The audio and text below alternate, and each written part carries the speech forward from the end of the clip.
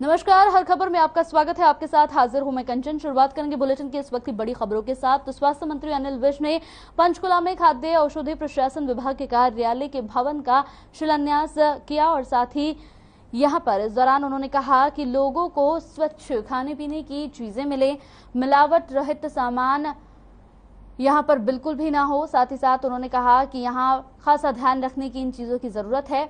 साथ ही साथ उन्होंने ये भी कहा है कि यहाँ लोग बढ़ चढ़कर पहुंचे, हम नकली दवाइयां बेचने नहीं देंगे किसी भी कीमत में, ना ही कोई गलत काम करने देंगे। गलत काम करने वालों के खिलाफ कड़ी कार्रवाई होगी, चेतावनी भी उन्होंने दी।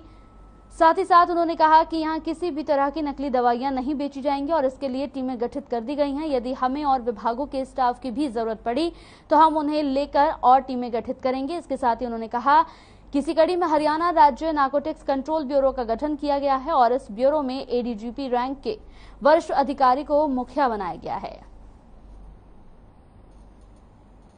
फूड एंड ड्रग एडमिनिस्ट्रेशन का कार्यालय और लैब का आज उद्घाटन रखा गया है। यहाँ पर वो बनाया जाएगा। हमारे पास अलग से इसका कार्यालय नहीं था, बहुत कठिनाई थी।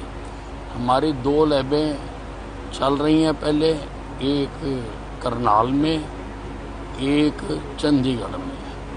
5 लैबें हम और खोलना चाहते हैं, एक गुड़गांव में, एक फरीदाबाद में, एक हिसार में, एक रोहतक में और एक अम्बाला में।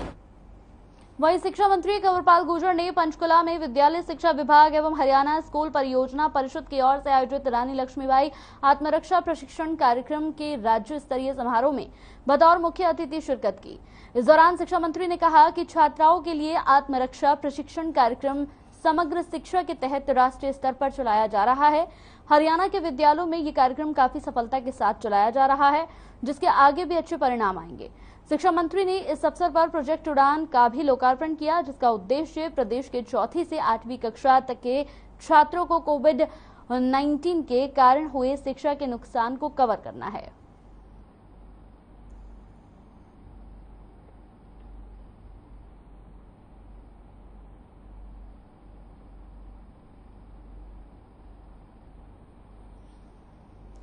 वहीं साइबर सिटी गुरुग्राम शहर में बढ़ती आबादी के साथ अतिक्रमण भी बढ़ता जा रहा है। शहर में हो रहे अतिक्रमण से गुरुग्राम वासियों को परेशानियों का सामना करना पड़ रहा है। गुरुग्राम में आए दिन जाम की समस्या बनी रहती है, जिसका सबसे बड़ा कारण अतिक्रमण है और सड़क पर अवैध तरीके से हुए अतिक्रमण का मुद्दा गुरुग्राम नगर निगम की सदन की बैठक में पार्षदों ने उठाया है, जिसमें पार्षदों ने नगर निगम के अधिकारियों पर कई संगीन आरोप भी लगाए हैं।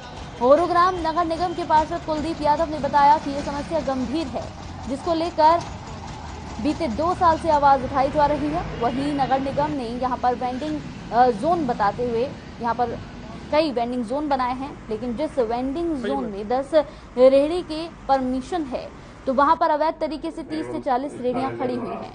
अधिकारियों पर निशाना साधते हुए कहा है कि आखिरकार वो कौन लोग हैं जो इन अवैध रेहड़ियों को हटाने नहीं दे रहे हैं। आगे उन्होंने कहा कि मुख्यमंत्री मनोहर लाल ने खुद आदेश दिए हुए हैं कि इन रेहड़ियों को हटाकर शहर में 20 से 25 किलोमीटर दूर छोड़ा जाए, लेकिन उसके बावजूद आज तक इन्हें नहीं हटाया गया है, जिसका खामियाजा गुरुग्राम वासियों को भुगतना पड़ रहा है। देखो, ये समस्या बड़ी गंभीर है गुरुग्राम में और आज से नहीं है, हम तो 2 सालों से उठा रहे हैं। बात वेंडिंग जोन की करी जाती है। आप किसी भी वेंडिंग जोन में जाके देख लो, अगर परमिशन 10 की है तो वहाँ आपको 40 रेहड़ियाँ खड़ी मिलेंगी। क्यों भाई, किस लिए गंद मचाया जा रहा है? बात यही मुद्दा उठा था कि भाई क्यों नहीं साफ हो रही रेहड़ियाँ, शहर से क्यों नहीं हटाई जा रही? क्यों, कौन है लोग हैं नहीं हटने दे रहे? जो अधिकारी कर क्या रहे हैं? पूरी टीम एनफोर्समेंट की आप देखोगे भगी फिर रही है, गाड़ियाँ जा रही है, पूरी टीम आपको रोड पे दिखेगी, लेकिन सामने वो रेहड़ी नहीं दिख रही उनको। क्यों भाई, ऐसा क्यों है? कहीं ना कहीं लापरवाही है ना। लेडीज का मुद्दा उठाया है। लेडीज के लिए हम वेंडिंग जोन्स अलग से क्रिएट कर रहे हैं। कुछ हमने पहले भी बनाए हैं 148 के करीब, पर वो इंफ्रास्ट्रक्चर डेवलपमेंट की वजह से कुछ उसमें से खत्म भी हो गए थे। अब हमने नई साइट्स आइडेंटिफाई की है और मोर प्रोसेस में है। वहाँ पे वेंडिंग जोन बनाएंगे, वहाँ इनको शिफ्ट भी करेंगे। और आज के दिन जहाँ भी किसी पब्लिक पाथ में या पब्लिक मूवमेंट के अंदर कहीं ऑब्स्ट्रक्शन है तो नेचुरली उसको हम देखिए, जो हम बात करें इंक्रोचमेंट की, आज जगह जगह इंक्रोचमेंट करके जो हमारे गुड़गांव सिटी है उसको बिल्कुल एक बदसूरत की शेप दे दी है। जगह जगह रेडियो की इंक्रोचमेंट है, कुछ झुग्गी झोपड़ियाँ डाल के बैठे हुए हैं, कुछ दुकानदार, कुछ लोगों ने अपना सरकारी ज़मीनों पर कब्जा कर रखा है। पर हमारा प्रशासन है कि जो अगर गरीब लोग मकान बनाते हैं उनको तोड़ने के लिए तो झट पहुँच जाते हैं, परंतु जहाँ पर सरकारी ज़मीनों की बात करें वहाँ अगर लोग कोई कब्जा कर लेता था उसको कब्जा को छुड़ाने के लिए कोई भी नहीं पहुंचता, जिसकी गुहार हम बार बार प्रशासन को देते हैं, पर आज तक उस पर कार्रवाई नहीं होती। और रेडियो को तो आप देख लीजिए, किसी भी मेन सड़क पे गुजर जाइए आप, लगातार आपको वहां पर इतनी इंक्रोचमेंट मिलेगी, वहां से निकलना दुश्मन हो जाएगा। कांग्रेस पार्टी के प्रवक्ता अमृत गिल ने आप पर तीखा प्रहार करते हुए कहा है कि केजरीवाल पंजाब में सरकार चला रहे हैं। साथ ही कहा कि भगवत मान केवल उनके इशारों पर नाच रहे हैं। उन्होंने कहा कि अलका लांबा पर अब बदले की राजनीति के चलते झूठी एफआईआर दर्ज कराई गई है। अमृत गिल से खास बातचीत की हमारे पंजाब ब्यूरो यहां पर स्वर्णजीत सिंह बाबा ने। देखिए ये रिपोर्ट। अलका लांबा के खिलाफ एफआईआर को लेकर के जहां सीनियर समूची लीडरशिप पंजाब की रूपनगर में एकत्रित हुई है, वहीं महिला विंग भी इससे पीछे नहीं है और खास तौर पर प्रवक्ता भी यहां पर मौजूद है। ऐसी एक प्रवक्ता बठिंडा से खास तौर पर अलका लांबा के पक्ष में यहां रूपनगर में पहुंची हैं और अमृत गिल, मैं ये जानना चाहूंगा कि अलका के खिलाफ जो ये मामला दर्ज हुआ है, इससे पहले वो आम आदमी पार्टी में थी और विधानसभा चुनाव 2022 में उन्होंने लगातार प्रहार किया अरविंद केजरीवाल पर। क्या लगता है कि रूपनगर में, सबसे पहले आप बीइंग अ स्पोक्स पर्सन ये हमारे दर्शकों को बताएं, रूपनगर में ही एफआईआर दर्ज क्यों की गई और यहाँ पर क्या कारण? ये तो देखिए, आम आदमी पार्टी को पता होगा कि पॉलिटिकल वेंडेटा उन्होंने कहाँ से शुरू करना है। सो दिस इज, ये जो आम आदमी पार्टी हम कहते हैं ना, ये आम का मुखौटा लगा के आम लोगों को ही लूटने का काम करती है और इसको अपने जो वादे किए 13 गारंटीज इन्होंने पंजाब में दी, बांटी गारंटीज, किसी एक पे भी अभी 1.25 महीना गुजर चुका है, किसी पे ये अपनी बात पे अटल नहीं है, इधर उधर की बात करते हैं। कोई अब ये अलका लांबा मैम के ऊपर या हम कहें कि एफआईआर करके ये लोगों का ध्यान भटकाना चाहते हैं कि इनके जो मुद्दे हैं, जो गारंटीज ये लेके आए पंजाब के लिए, उन पे काम कर नहीं रहे, इधर उधर की बात करें ताकि जो इनके परफॉर्मेंस के ऊपर कोई पूछे ही ना कि ये क्या कर रहे हैं। अमृत, क्या लगता है आपको, जो बीते कल एक एग्रीमेंट किया गया दिल्ली सरकार और पंजाब सरकार में और ये कहा गया ये देश में पहली बार ऐसा एग्रीमेंट हुआ है, कैसे देखती है कांग्रेस? ये देखती है कांग्रेस, इसको देखती है, ये मेरे देश के लिए हम कहें कि एक स्टेट ने एक यूटी को अपने आप को सरेंडर कर दिया, तो वो तो पूर्ण तौर से, दिल्ली तो स्टेट भी नहीं है, आप ऐसा पंजाब के साथ कैसे कर सकते हैं? मैं भगवंत मान जी से पूछना चाहती हूँ, लोगों ने तो आपको वोट दिया था, आप कल दिल्ली जा रहे हो, दिल्ली में सब कुछ घूम रहे हो, दिल्ली में हमने देखा एजुकेशन पंजाब नंबर 1 आया था इंडेक्स में, है ना, नेशनल लेवल पे दिल्ली 6ठे नंबर पे थी। और हेल्थ में हमने देखा कोविड 2 वेव की समय लोग सड़कों पे तड़प रहे थे और गुरुद्वारों से ऑक्सीजन सप्लाई हो रहा था, तब भी पंजाब ने संभाला था, दिल्ली को भी संभाला था, तो हम उनसे क्या सीखेंगे? तो ये तो कहते हैं हमें और कोई आता नहीं है, क्योंकि लोग क्वेश्चन कर रहे थे कि आप बार बार क्यों ऑफिसर्स को दिल्ली भेज रहे हो, क्यों दिल्ली जा रहे हो? तो उसको एक कवर अप करने के लिए समाप्त करने के एमओयू साइन कर दो, जिसकी कोई लीगल, ये कोई कॉन्ट्रैक्ट नहीं है, इसकी लीगल बाइंडिंग ही नहीं है। तो ये लोगों को भी अब हम पर्दा डाल दें कि हम दिल्ली जा सकते हैं, वो भी आ सकते हैं, but it is the indirect contract कि Punjab is under Delhi and Punjab will be run by Delhi. Amrit, इतना बड़ा मैंडेट दिया, यूथ क्या समझ पा रहा है इन 1.25 महीने में? क्योंकि भगवंत मान कहा करते थे कि सबसे बढ़िया स्कूल दूंगा मैं, सबसे बड़ा स्वास्थ्य सुविधाएं दूंगा, और आज ये कहा जा रहा है हम सीखने के लिए दिल्ली जा रहे हैं। तो क्या यूथ और पंजाब के लोग इस बात को समझ रहे हैं कि अगर आपके ऊपर हमने विश्वास जताया, अगर आपके पास एक्सपीरियंस ही नहीं है और आप ये मान रहे हैं कि हम सीखने जा रहे हैं, तो पंजाब के लोगों को आपको नहीं लगता कि कहीं ना कहीं कभी ना कभी गुस्सा फूटने वाला? पंजाब के लोग हताश और निराश होना शुरू हो गए हैं। इनके खुद के वर्कर्स, आपने नहीं देखा होगा, इनके वर्कर्स इनके ही खिलाफ, लीडर्स के खिलाफ धरना लगा रहे थे, जिसमें इन्होंने अपने पीए और वर्कर्स को एक्सपेल कर दिया। तो वो लोग बड़े ही निराश और हताश हैं और उनको पता है कि उन्होंने, लोगों ने क्या गलती की है इस सरकार को लाके सत्ता में। भगवंत मान जी तो कहें कि लोगों को डिच कर रहे हैं कि कहा कुछ और, कर कुछ और रहे हैं, दिखाया कुछ और करेंगे कुछ और। तो पंजाब के लोगों ने अपना मन और सोचना शुरू कर दिया है कि हमसे लगता है कि गलती हो गई, और उसकी शुरुआत आप लोगों से पूछ के कर। मेरा आखिरी सवाल है कि आज अलका लामा के पक्ष में आप सब लोग और लीडरशिप भी यहाँ एकत्रित हुई है, तो आज क्या मांग है और आपको क्या लगता है कि मौजूदा सरकार इस एफआईआर को विड्रॉ करेगी?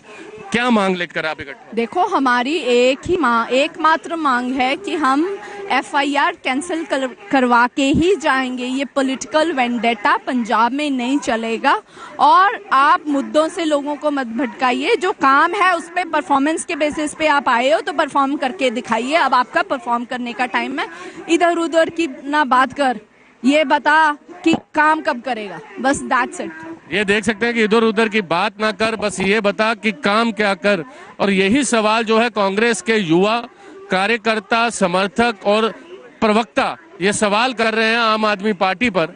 और आप ये देखिए, आम आदमी पार्टी के ऊपर कहीं ना कहीं तीखा हमला जो है कांग्रेस द्वारा अलका लामा को लेकर के किया जा रहा है। अब ये देखना होगा कि इसके मैं ये कहूंगा कि विपरीत आम आदमी पार्टी आने वाले समय में क्या प्रतिक्रिया देती है, क्योंकि मलविंदर सिंह कंग सीनियर प्रवक्ता आम आदमी पार्टी ने ये कहकर इस बात को टाल दिया था कि गुजरात में एक नेता ने नरेंद्र मोदी के खिलाफ टिप्पणी की थी, तो मिजोरम में उसके खिलाफ एफआईआर दर्ज हो गई। तो ये चलता रहता है। और अगर आज आम आदमी पार्टी या यूं कहें पंजाब पुलिस ने कहीं ना कहीं अलका लामा पर एफआईआर दर्ज किया, तो पंजाब पुलिस को काम करने दे। ये बीते 4 दिन पहले मलविंदर सिंह कंग का बयान था।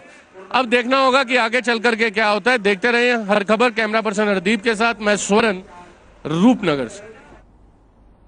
तो कांग्रेस पार्टी के बस्सी पठाना विधानसभा से पूर्व विधायक जीपी सिंह से खास बातचीत की हमारे पंजाब ब्यूरो हेड स्वर्णजीत सिंह बावा ने। इस दौरान जीपी सिंह ने आम आदमी पार्टी पर आरोप लगाते हुए क्या कुछ कहा, आपको सुनाते हैं। जो एफआईआर दर्ज हुई है इस संदर्भ एक्चुअली की है, हर एक बंदा आपके विचार रख सकता। अलका लामा जो परचा दर्ज किया पंजाब सरकार ने, वो बहुत मनभागी खबर है, बहुत माड़ी गल की है। आज रोपड़ जिते एफआईआर दर्ज हुई है जिले उत्थे धरना लाया है। जब तक इन्होंने परचा नहीं कैंसिल होता, जब तक इदां दे धरने जारी रहणगे, इदां ही धरने लावांगे। लेकिन आम आदमी पार्टी की प्रतिक्रिया है कि गुजरात में भी मोदी के खिलाफ बोलने पर एफआईआर दर्ज हुई है, तो कांग्रेस ने वहां जाके कौन सा धरना लगाया है? पंजाब पुलिस अपना काम कर रही है, करने दो। एक्चुअली गल की है, जिथे पंजाब के लोग हैं, जिथे साडे कांग्रेस पार्टी ने, कांग्रेस लीडर ਨਾਲ ਧੱਕਾ होगा, इदां ही ਅਸੀਂ ਧਰਨੇ जारी रखेंगे, इदां ही संघर्ष जारी रहेंगे सर। बस मेरा आखिरी सवाल है कि आज समूची लीडरशिप यहाँ पर पहुंची है, और क्या लगता है कि आम आदमी पार्टी और मुख्यमंत्री को खास तौर पर आपको लगता है कि वो झुका पाएंगे? मुख्यमंत्री ਨੂੰ ਝੁਕਣਾ ਹੀ ਪੈਣਾ, ਜਿਵੇਂ ਲੋਕਾਂ ਨੇ ਵਾਅਦੇ ਕੀਤੇ ਸੀਗੇ। ਜਿਵੇਂ ਅੱਜ ਕੋਈ ਰੇੜੇ ਵਾਲੀ ਦੀ ਗੱਲ ਕਰਦਾ ਬੰਦ ਕਰਨ ਦੀ, ਕਦੇ ਰੇਤਾ ਕਿ ਸਸਤਾ ਮਿਲੂਗਾ ਜਾਂ ਮਾਈਨਿੰਗ ਹੋਊਗੀ, ਅੱਜ ਲੋਕੀ ਤੰਗ ਆ ਰਹੇ ਨੇ। ਮਿੱਟੀ ਅੱਜ ਪਿੱਛੇ ਸਾਡੇ ਜ਼ਿਲ੍ਹੇ 'ਚ 2 ਪਰਚੇ ਦਰਜ ਹੋਏ ਆ ਮਿੱਟੀ ਚੱਕੇ ਨੇ, ਕਿਉਂਕਿ ਅੱਜ ਸਹੀ ਮਾਇਨੇ 'ਚ ਲੋਕੀ ਤੰਗ ਆ ਗਏ। ਪਹਿਲਾਂ ਜਦੋਂ 3 ਫੁੱਟ ਮਿੱਟੀ ਚੱਕਣ ਦੀ ਉਸਦੀ ਜਿਹੜਾ ਰੇਤਾ ਚੱਕਦੇ ਸੀਗੇ, ਉਹਨੇ ਸੌਖਾ ਹੋ ਗਿਆ ਮਕਾਨ ਬਣਾਉਣਾ, ਮਿੱਟੀ 'ਚ ਭਰਤ ਪਾਉਣਾ ਸੌਖਾ ਹੋ ਗਿਆ ਸੀ। ਪਰ ਅੱਜ ਸਹੀ ਮਾਇਨੇ ਲੋਕੀ ਦੁਬਾਰੇ ਫੇਰ ਪਰਚੇ ਹੋਣ ਲੱਗ ਗਏ। ਜਿਹਨਾਂ ਲੋਕਾਂ ਨੂੰ ਕਹਿੰਦੇ ਸੀ ਵੀ ਅਸੀਂ ਇਹਨਾਂ ਨੂੰ ਬੈਨੀਫਿਟ ਦੇਵਾਂਗੇ, ਆਉਣ ਵਾਲੇ ਟਾਈਮ 'ਚ ਬੰਦਾ ਗਰੀਬ ਮਕਾਨ ਵੀ ਬਣਾ ਸਕਦਾ, ਪਰ ਅੱਜ ਉਹਦੇ ਪਰਚੇ ਕਿਉਂ ਹੋ ਰਹੇ ਆ? ਜੇ ਆ ਬੰਦਾ ਆਪਦੇ ਮਿੱਟੀ ਚੱਕ ਕੇ, ਆਪਦੇ ਖੇਤਾਂ ਦੀ ਮਿੱਟੀ ਚੱਕ ਕੇ ਆਪਦੇ ਮਕਾਨ 'ਚ ਭਰਤੀ ਨਹੀਂ ਕਰ ਸਕਦਾ, ਫਿਰ ਕੀ ਫਾਇਦਾ? तो ये तो गवर्नमेंट तो जाऊगी, लोग आज सारे सड़कों पे आ गए लोग। लेकिन ये तो सरकार कह रही है कि 3 फुट तक हमने परमिशन दे दी है, 3 फुट तक आप खुदाई ਅੱਜ ਵੀ ਮਸ਼ੀਨਾਂ ਰੁਕੀਆਂ ਹੋਈਆਂ ਸਾਡੀਆਂ ਨੇ। ਤੇ ਅੱਜ ਸਹੀ ਮਿਹਨਤ 'ਚ ਪਿੰਡ ਸਮਸਪਰ ਪਿੰਡ ਦੀ ਮੈਂ ਗੱਲ ਕਰਾਂ, ਉੱਥੇ ਵੀ ਹੁਣੇ ਘੰਟਾ ਪਹਿਲਾਂ ਹੈ, ਉੱਥੇ ਪੁਲਿਸ ਚੱਕ ਕੇ ਲੈ ਕੇ ਗਈ। आप ये देख सकते हैं कि बसी पठाना के पूर्व विधायक का कहना है कि जब तक एफआईआर दर्ज नहीं होगी तब तक हम धरना ये जारी रहेगा। और आप देखते रहे हर खबर। कैमरा पर्सन हरदीप के साथ मैं स्वरण, रूपनगर से। तो वहीं रिटायर कर्मचारी संगठन की ओर से वरिष्ठ राज्य उप प्रधान बाबूलाल यादव की अध्यक्षता में बैठक आयोजित की गई। बैठक में वक्ताओं ने प्रदेश सरकार पर कर्मचारी विरोधी नीति को अपनाने का आरोप लगाते हुए बार बार अवगत कराने के बाद भी अभी तक कोई कदम नहीं उठाया गया।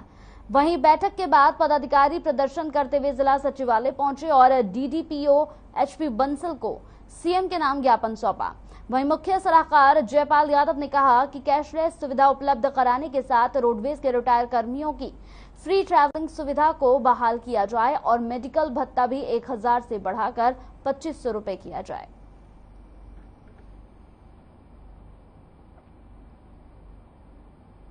आज पूरे प्रदेश में रिटायर्ड कर्मचारी हरियाणा का विरोध प्रदर्शन प्रत्येक जिला हेडक्वार्टर के ऊपर उपायुक्त महोदय के माध्यम से मुख्यमंत्री को सौंपा जाएगा। इसमें विशेष तौर से जो विशेष मांगे हैं रिटायर्ड कर्मचारी की, पुरानी पेंशन को बहाल करना, कैशलेस मेडिकल को लागू करना, मेडिकल भत्ता 1000 से बढ़ाकर के इस महंगाई के दौर को देखते हुए 2500 या 3000 रुपए करना, और जो बेसिक पेंशन के अंदर 10, 15, 20% की जो बढ़ोतरी है 65, 70, 75 साल के अंदर उसको लागू करना, और हरियाणा रोडवेज के अंदर अभी जो हिटलरशाही फरमान जारी हुआ आइडेंटिटी कार्ड के ऊपर रिटायर कर्मचारी के पे जो लिखा गया है कि नॉट फॉर फ्री ट्रेवलिंग, इन आदेशों। तो सिरसा के चतरगढ़ पट्टी के पास देर रात एक सड़क हादसा हो गया, जहां बरनाला रोड की ओर से आ रही कार डिवाइडर पर चढ़ गई, जिसके बाद डिवाइडर पर लगे बिजली के ट्रांसफार्मर में कार टकराने से ट्रांसफार्मर कार पर गिर गया। वहीं इस हादसे में कार में सवार लोगों को थोड़ी बहुत चोटें लगी हैं, लेकिन गनीमत ये रही कि कार में सवार लोग बाल बाल बच गए। हादसे के बाद कॉलोनी के लोगों ने एम्बुलेंस और पुलिस को तुरंत सूचना दी, जिसके बाद पुलिस घटनास्थल पर पहुंची और मौके का मुआयना किया।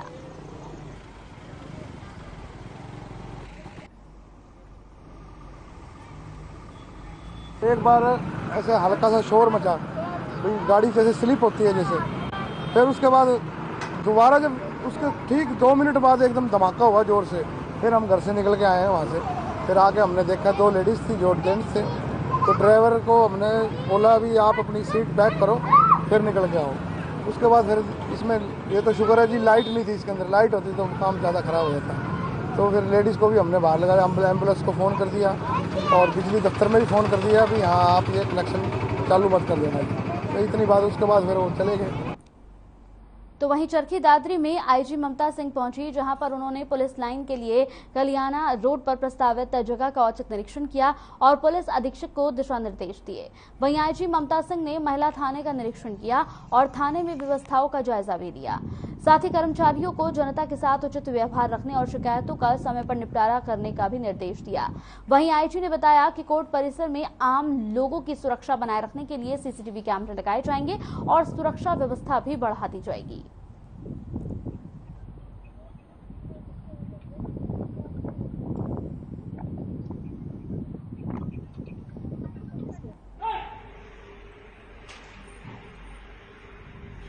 में 395 या इस तरह की जहाँ फायरिंग या असला यूज किया है कुछ, मैं अगर ये कहूँ कि बढ़वार नहीं है, मैं कमी नहीं है तो बढ़वार भी नहीं है, 2-4 केस ऊपर नीचे चल रहे हैं। पर हाँ, विशेष हमने इस पे गौर किया है कि जो मोटरसाइकिल बिना नंबर प्लेट की मोटरसाइकिल पे जो युवा अक्सर आते हैं, कभी स्नैचिंग कर ली, मोबाइल छीन लिया, पैसे छीन लिया, कोई अपराध की घटना करते हैं, तो ज्यादा हमारा जोर अब इस तरह के अवांछित एंटी सोशल एलिमेंट्स पर है। और यहाँ मैं आपके माध्यम से यहाँ चरखी दादरी के लोगों से अपील भी करना चाहूंगी कि बिना नंबर प्लेट की मोटरसाइकिल कार, बिना हाई सिक्योरिटी प्लेट की मोटरसाइकिल कार आदि का सड़क पे उपयोग करना बिल्कुल बंद कर दें। चलिए इसी के साथ इस बुलेटिन में मेरे साथ इतना ही। नमस्कार।